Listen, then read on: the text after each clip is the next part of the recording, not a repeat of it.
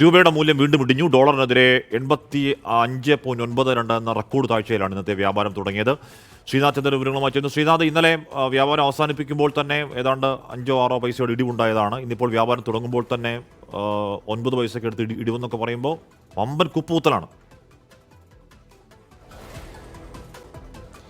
തീർച്ചയായും ഒരു സർവകാല താഴ്ചയിലേക്കാണ് രൂപ ഇന്ന് തുടക്കത്തിൽ എത്തിയിട്ടുള്ളത്. ഇത് കഴിഞ്ഞ ദിവസങ്ങളിൽ കണ്ട ഒരു ട്രെൻഡിൻ്റെ ഒരു തുടർച്ചയാണ്. കഴിഞ്ഞ 3 ദിവസങ്ങളും ഏതാണ്ട് സമാനമായ രീതിയിൽ താഴേക്ക് തന്നെയായിരുന്നു രൂപയുടെ പോക്ക്.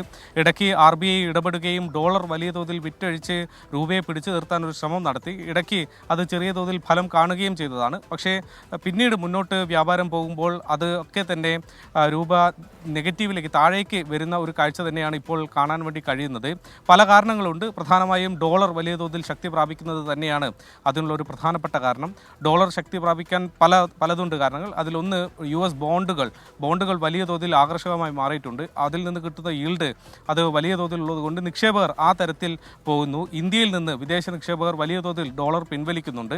അവർ അമേരിക്കൻ വിപണിയിലേക്കും മറ്റും പോകുന്നത് കൊണ്ടാണ് ആ തരത്തിൽ അത് വിപണിയെ കൂടി ബാധിക്കുന്ന ഒരു പ്രശ്നമാണ്. ഇന്നിപ്പോൾ സെൻസെക്സും നിഫ്റ്റിയും ഒക്കെ ഓഹരി സൂചികകൾ പരിശോധിക്കുമ്പോഴും ആ ഒരു ഇടിവ് വിപണിയിലും കാണാൻ കഴിയുന്നു. അങ്ങനെ കഴിഞ്ഞ കുറച്ച് നാളുകൾ ഏതാണ്ട് 2 ആഴ്ചയോളമായി കാണുന്ന ഒരു ട്രെൻഡിൻ്റെ ഒരു തുടർച്ചയാണ് ഇപ്പോൾ വിപണിയിലാകുകയും രൂപയുടെ കാര്യത്തിലുമൊക്കെ തന്നെ പ്രതിഫലിക്കുന്നത്.